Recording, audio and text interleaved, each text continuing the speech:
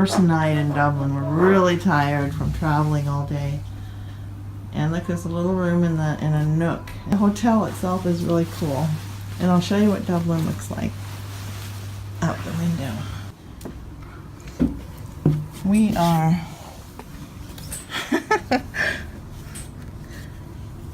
this is outside the side window. Yeah, really all you can see is construction and stuff over there on that bar building, but when we got to our hotel in Dublin that first day, it was about 6:30, too early to go to bed, but we were so tired. So we decided, since it's Alan's birthday and we had lost 8 hours that day already, to go down and celebrate a little bit at Ryan's, the pub that our cab driver recommended. And that's where I tasted my first Guinness. It is the most delicious beer. Oh my gosh, so smooth. Goes down like milk. And we had such a good time. The cab driver said that place was a good place for food and beer and crack, which is an Irish word for fun.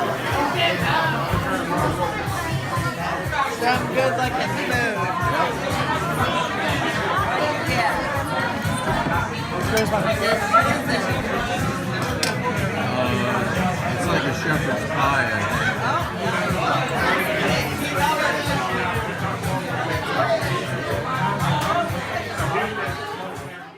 After a meal and a beer, we really slept well. Most of the hotels and B&Bs where we stayed in Ireland included a full Irish breakfast. I liked everything about it except the black pudding.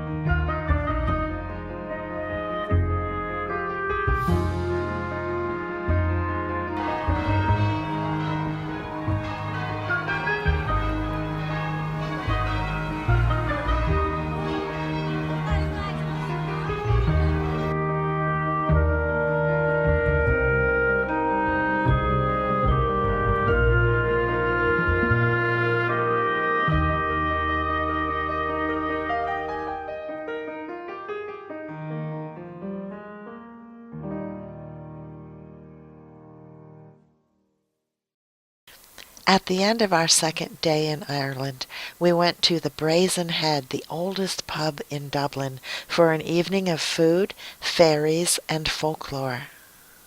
I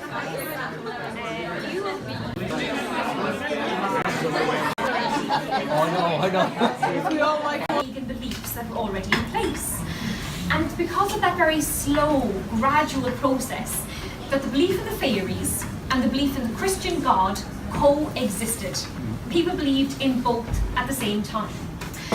But when I'm talking about fairies, I have to distinguish between two different kinds. We have trooping fairies and solitary fairies. And I'll tell you about the trooping fairies first. These are the most common, and they're called trooping fairies because of their movement throughout the year. They move from their summer to their winter quarters. And it's on Samhain Eve, on Halloween, that movement occurs. So of course, Nowadays, Halloween, everybody's out trick-or-treating and it's all fun and games. But in 19th century Ireland, people would lock themselves indoors so as not to come across the trooping fairies. Because if you came across them, dreadful things could happen to you. Possibly the worst case scenario would be that they would take you back to the other world. Now, some people never returned. They disappeared to the other world and their families never saw them again. Others who managed to escape and they came back to their families, they were never quite the same afterwards. It had a terrible effect on their minds having been in the other world. And while you're in Ireland, you might hear Irish people using a certain phrase. Sometimes Irish people say, oh, you're away with the fairies, or you're off with the fairies, which basically means you're a little bit doodally. People did not want to be taken by the trooping fairies. But possibly the most frightening thing about the trooping fairies is that they looked human. So any one of you could actually be a trooping fairy for all I know. I mean, I do have suspicions about a few of you, I'm not going to lie. But there were times when you were interacting with somebody and you would have to make sure the person you're interacting with was not a trooping fairy, particularly if there was money involved. Well, I'm asking you where you're from. I just want to know your country. I don't need your zip code, your Twitter address, your Facebook, or any of that stuff, because I do not understand it. Set the night on fire, and it's there to smoke. On the wind and After an amazing breakfast buffet, we checked out of the Ashling and picked up our rental car and headed southwest toward Cashel. On our way to Cashel, we took a little detour off the beaten path and found this charming little town called Rathdowney.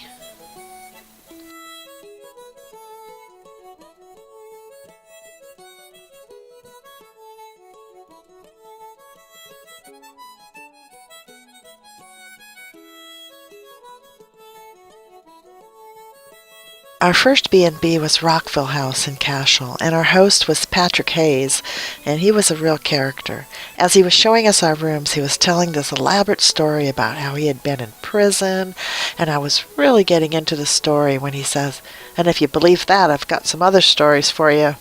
And then I realized we have a real character on our hands, but the accommodations were lovely, and he was a gracious host, and it was a beautiful place to stay. Right now, Patrick put out some tea, and I made some tea, and we get to have the use of this other room back here. We have a sunroom. There's Alan going out to the car, and then in here, this is a beautiful home, and back here is a sitting room. It's very warm. It's warm in here, and just the sunlight, just kind of chilly outside. Not cold, but just the cool breeze. So it feels really good to walk in here where we can sit, he said, and just enjoy and relax.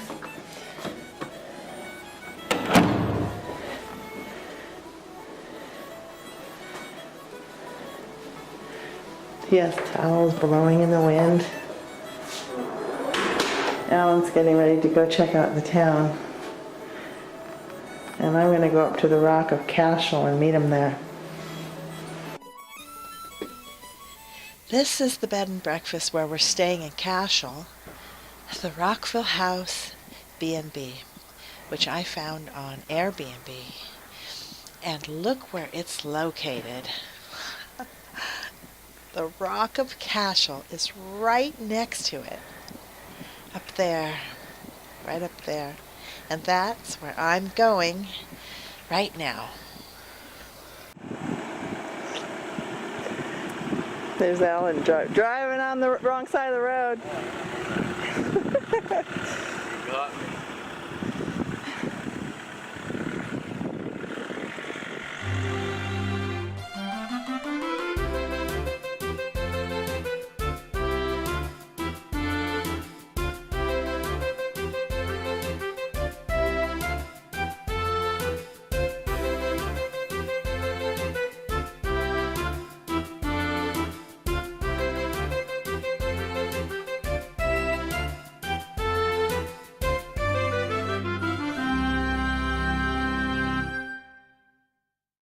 It was about 5 o'clock at the time, and the castle was closed, so we were going to check that out the next morning. So at that time, I walked and continued on across the field to check out the medieval ruins of the old church. To get to this castle, there's no like paved walkway. You have to walk across the pasture. It's lumpy. Right through cow poop. Ugh. Those Swedish guys warned me about the cow poop.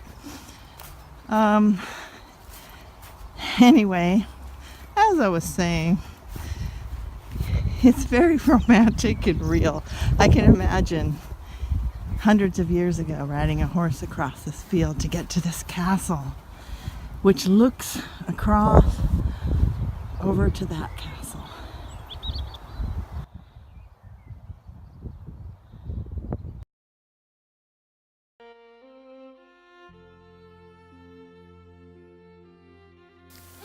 You have to walk through a field of cattle, but it's worth it when you get here. This was once an abbey in medieval times. And in the background is the rock of Cashel up on the hill. Isn't it beautiful? I was in heaven at this moment. But it was a minefield of cow pies walking through that field. I had to really clean my shoes after.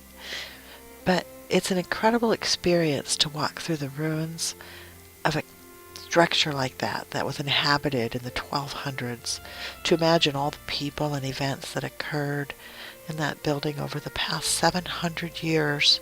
There's a lot of history here. These are the ruins of Hoare Abbey, a Cistercian monastery that dates back to the year 1270. I imagine it was once beautiful, though now all that's left is in ruins. It's fascinating to read the stories about it. The abbey once served as a residence for Benedictine monks, but in 1270 the archbishop evicted the monks after having a dream that they were going to kill him. Then he invited the Cistercians to take their place. Later in the 16th century, the abbey was given to the powerful Butler family that we heard so much about while we were in Ireland.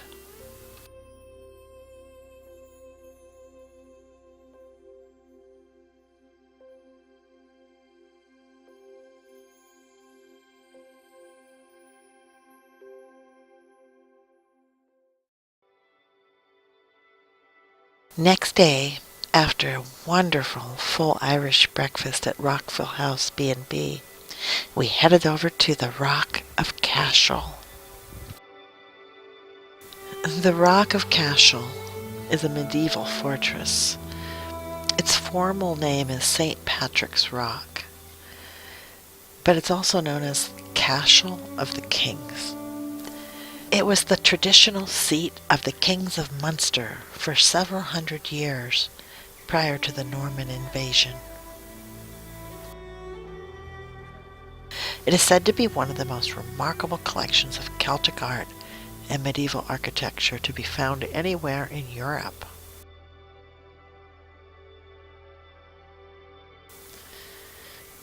The round tower dates back to the year 1127. Imagine that.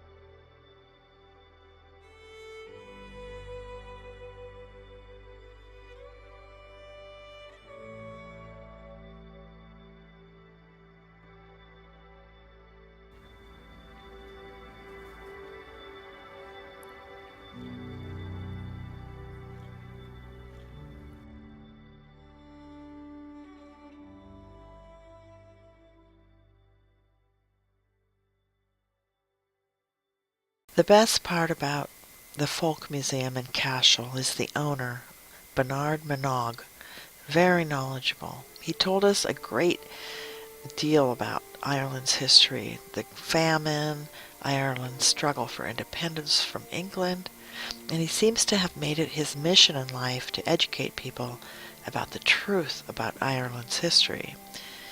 And despite everything England did to Ireland, he's not bitter about it. When Ellen asked him, how do the Irish feel about the English? He said, we don't want to blame the sons for the mistakes of their fathers, but at the same time, we must remember what happened so that it never happens again. Because the Stuarts took over the monarchy, they were attempting to bring in, for want of a better word, different sets of rules in relation to the religious of the time. Right. And it ended up, to kind of cast it forward a bit, it transpired that James IV was the last of the Stuart reign. In other words, you had James I. James IV was almost a century later.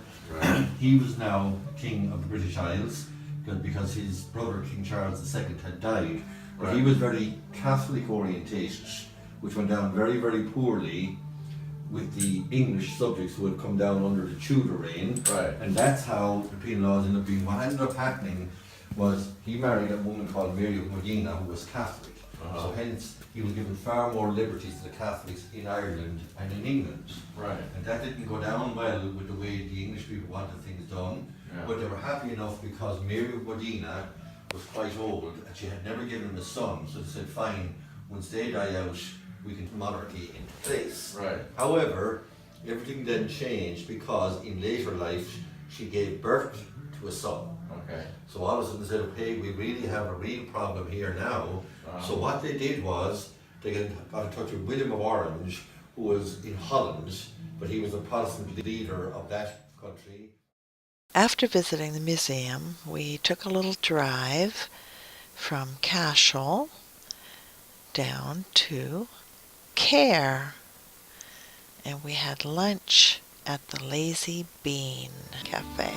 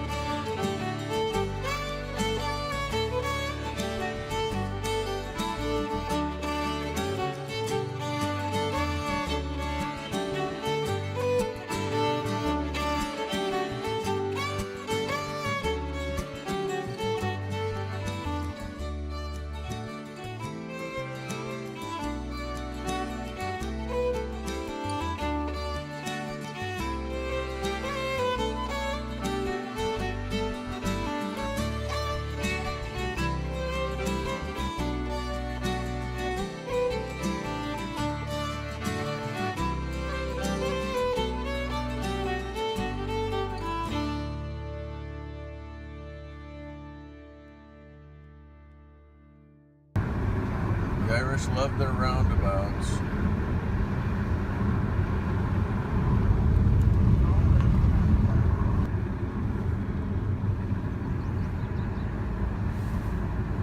There's the roundabout.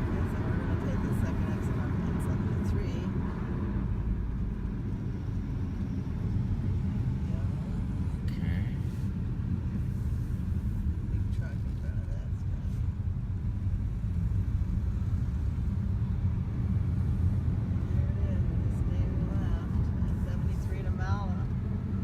Stop sign. What is Does it that? stop or not? Go. That was weird. I'm not used to seeing a red light. On day 6, we checked out of Cashel and headed west toward Killarney in County Kerry.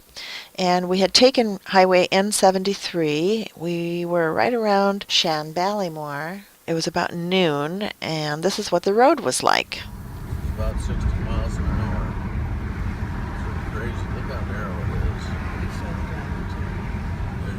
driver. I'm doing it. Driving on the left. It's really not that There's a hard truck. once you get used to it.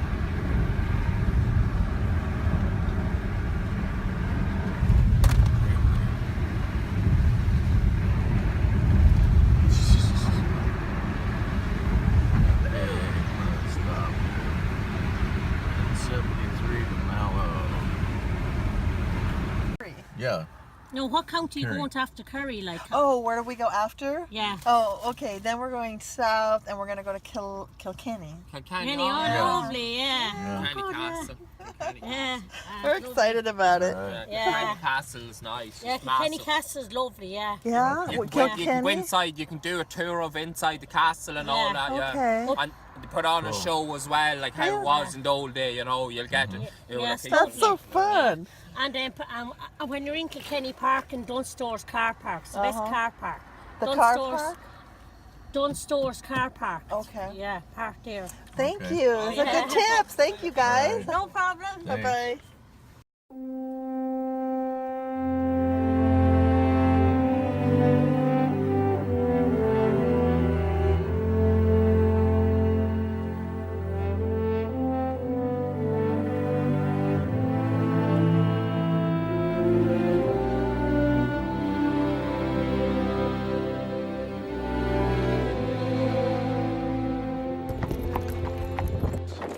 Is the middle lake, also known as Mucker's Lake. It's the smallest lake in Killarney, 4 miles long by 2 miles wide. There's salmon and brown trout beside the lake. Ooh, salmon and brown trout. How much is a license cost? I don't know, you'll need a license only for the salmon. Salmon. But not for brown trout. No, I go fishing there the odd time, but I don't catch nothing, so. Said I'm very bad and the fish are very smart. Got a little bit of you. Hope you don't mind. You're fine out. Our driver. And you're right up there now, far up there, the deer. There's 2 types of deer in Killarney. There's a sea-cup deer, which is a Japanese deer, and there's Irish red deer.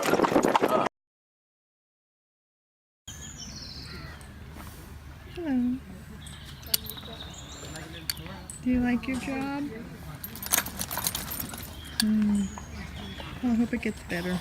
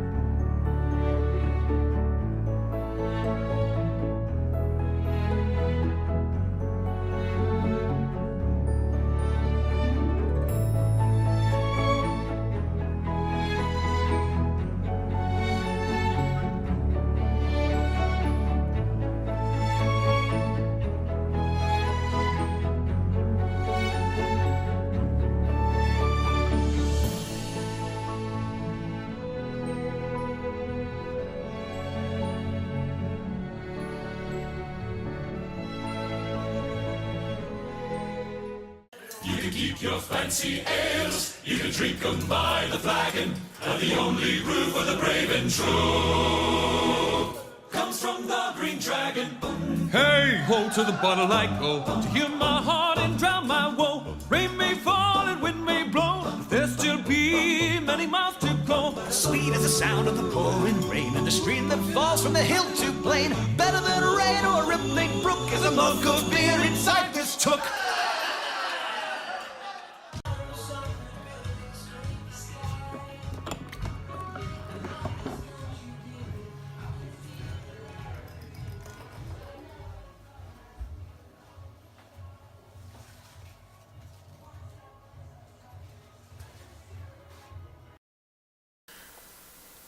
On our sixth day, after a wonderful buffet breakfast at the Bray and Spa Hotel, we set off in search of the Dingle Peninsula.